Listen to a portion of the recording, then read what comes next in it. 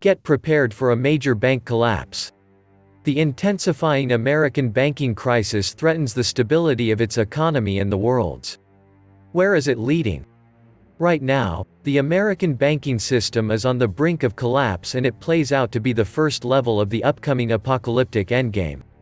Welcome to the Savvy Few, where we keep up abreast with the realities of the economic environment. Please, support us by smashing the like button and subscribing to the channel. Global financial stability has been shaken, and America is facing a growing economic crisis that could make the 1930s look like good times. The U.S. banking system is on the verge of disaster, as banks have recorded over $100 billion in losses, with hundreds of billions more forecasted. Simply put, America's banks are staring into a financial abyss. The dramatic collapse of the U.S. economy from the coronavirus pandemic is pummeling America's largest banks, raising new concerns about how much growth is slowing. Experts are predicting very bad times for Americans and the U.S. economy, and that means we have to take cover and prepare for what's coming up ahead. Today, we look deeper into the American banking system to reveal the truth about what's happening on the inside. The American banking crisis didn't start today. In fact, it has grown from a tender age to a full adult, and now all hell will break loose. The crisis started in the summer of 2007. Due to the surplus of homes on the market, housing prices fell moderately, tipping the scales. Also around this time, the first batch of interest rate resets came due. Faced with exploding monthly payments, falling house prices, and an inability to refinance their mortgages, many customers defaulted on their loans.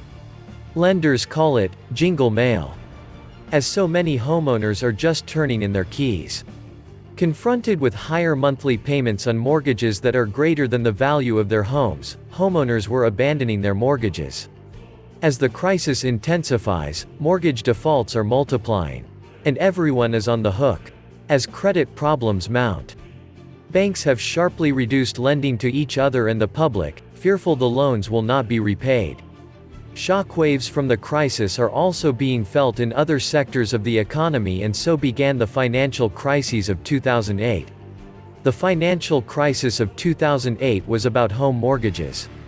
Hundreds of billions of dollars in loans to home buyers were repackaged into securities called collateralized debt obligations, known as CDOs. In theory, CDOs were intended to shift risk away from banks, which lend money to home buyers. In practice, the same banks that issued home loans also bet heavily on CDOs, often using complex techniques hidden from investors and regulators. When the housing market took a hit, these banks were doubly affected. In late 2007, banks began disclosing tens of billions of dollars of subprime CDO losses. The warning signs of an epic financial crisis were blinking steadily through 2008, for those who were paying close attention. The collapse of Lehman Brothers, a sprawling global bank, in September 2008 almost brought down the world's financial system. The federal government stepped in to rescue the other big banks and forestall a panic. The intervention worked, though its success did not seem assured at the time, and the system righted itself. Of course, many Americans suffered as a result of the crash, losing homes, jobs, and wealth. An already troubling gap between America's haves and have-nots grew wider still. Yet by March 2009, the economy was on the upswing, and the longest bull market in history had begun. It took huge taxpayer-financed bailouts to shore up the industry. Even so, the ensuing credit crunch turned what was already a nasty downturn into the worst recession in 80 years. Massive monetary and fiscal stimulus prevented a buddy-can-you-spare-a-dime depression. To prevent the next crisis, Congress in 2010 passed the Dodd-Frank Act. Under the new rules, banks were supposed to borrow less, make fewer long-shot bets, and be more transparent about their holdings. After the housing crisis, subprime CDOs naturally fell out of favor. Demand shifted to a similar, and similarly risky, instrument. One that even has a similar name, the CLO, or collateralized loan obligation. A CLO walks and talks like a CDO, but in place of loans made to home buyers are loans made to businesses, specifically, troubled businesses. But all that happened in the past, and what do they mean for the present?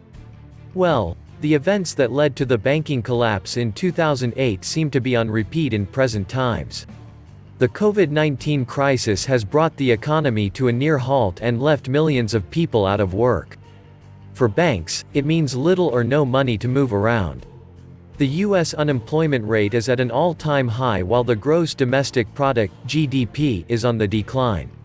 According to government data, the big U.S. banks have already voluntarily suspended their multi-billion-dollar buyback programs. One of America's top banks, Wells Fargo, is feeling most of the heat, which raises questions about what to expect.